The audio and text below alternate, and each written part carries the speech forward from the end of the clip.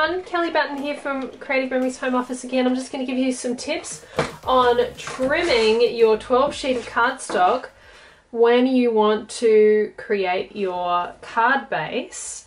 And what you want to do, or what I recommend and suggest, is trimming at 8 inches first. If you're making a 4x6 card, you want to trim at 8 inches first, and then that leaves you this whole section here to make borders with, or bookmarks, etc. So this is what I do. I'll trim at 8 inches first, and then that leaves me that whole big useful strip for other projects. And then I'll trim at 6 inches, and I get 2 cards.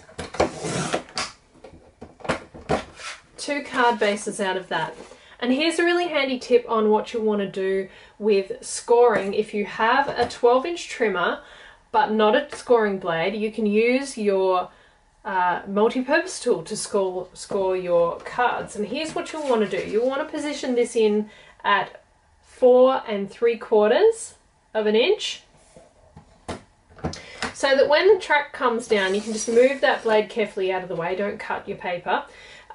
You can score here along this edge, and it will be in the center of your card. So just wriggle that over a little bit so you don't see any of the black line, and then firmly make sure that's in place and score alongside the edge